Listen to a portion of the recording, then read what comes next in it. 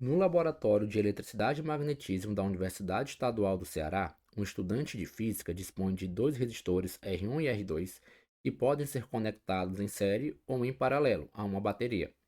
O estudante, através de um experimento que envolvia o aquecimento de um líquido, observou que a dissipação gerada por efeito Joule na associação dos resistores em paralelo é 4 vezes maior do que aquela obtida na associação em série dos mesmos resistores.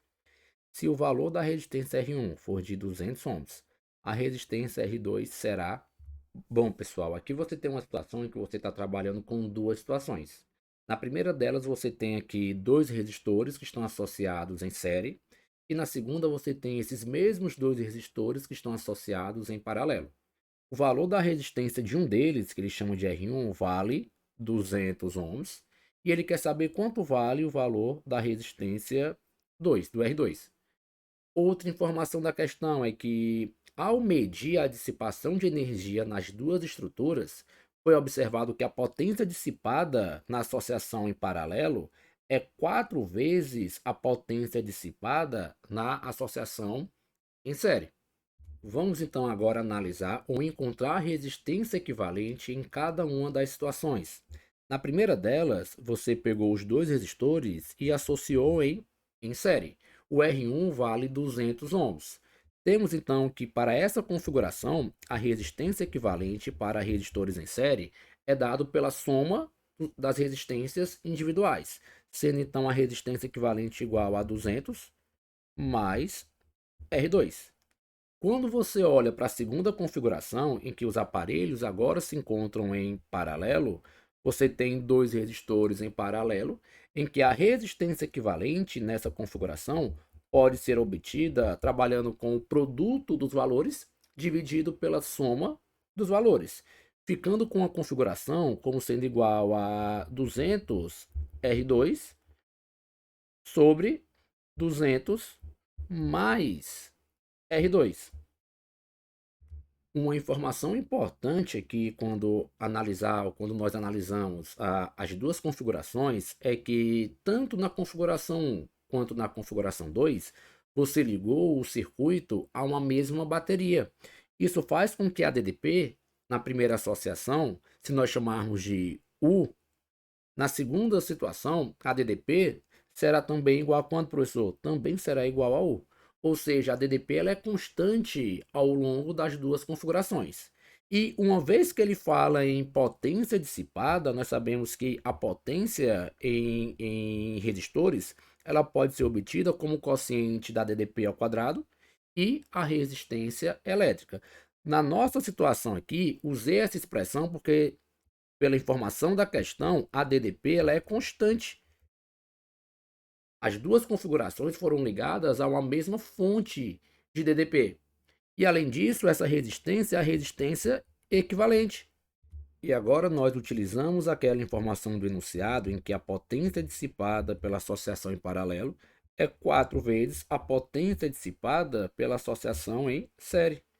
E agora vamos aqui analisar essa configuração do enunciado. Porque, olha só, a potência dissipada pelo circuito em paralelo é igual a DDP ao quadrado da associação em paralelo sobre a resistência equivalente dessa associação, que nós encontramos como sendo igual a 200 R2 dividido por 200 mais R2. Ah, professor, verdade, né?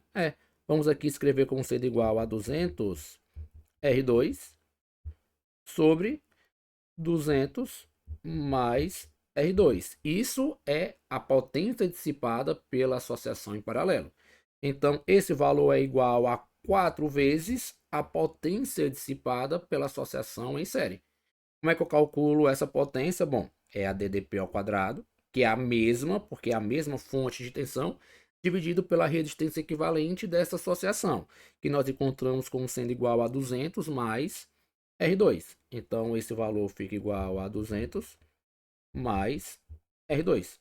Bom, pode-se cancelar o U ao quadrado de um lado com o U ao quadrado do outro lado, resultando em uma expressão que vai ficar igual a 200 mais R2 dividido por 200 vezes R2, como sendo igual a 4 sobre 200 mais R2. Multiplicando aqui o valor dos meios pelos extremos, você vai ficar então com uma relação que diz que 200 mais R2 ao quadrado será igual a 4 que multiplica 200 vezes R2. Sim? E agora, professor? Bom, agora você vai analisar ou você vai abrir essa expressão e encontrar uma equação do segundo grau. Resolvendo inicialmente esse produto notável, vamos ficar com 200 ao quadrado, 40.000, mais duas vezes o primeiro vezes o segundo, 400 R2, mais o quadrado do segundo, R2 ao quadrado. Tem que ser igual a 800, o que, professor? R2. Tranquilo? Bom, ajeitando aqui termo a termo, vamos ficar com R2 ao quadrado, menos 400 R2, mais 40.000, como sendo igual a zero. E para encontrar o valor de R2, basta resolver essa equação do segundo grau, que diz que R2, então, será igual a menos B. Professor, quanto é que vale o B? Menos 400. Então, menos com menos 400 dá 400. Mais ou menos a raiz do delta, que é B ao quadrado. Então, menos 400 ao quadrado dá 160.000. B ao quadrado menos 4 vezes o valor do A, que é 1, vezes o valor do C, que é 40.000. Então, 4 vezes 40.000, vamos aqui botar como também sendo igual a 160.000. Todo esse valor dividido por 2A, que é 2. Ah, professor, então dentro aqui da raiz, você vai ter a raiz de zero. Exato.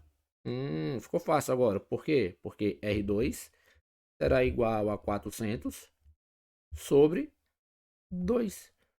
Logo, concluímos que o valor de R2 também vale 200 ohms. E aí você volta aos itens e assinala como o item correto aquele que diz que a resistência vale 200 ohms, que é o item C.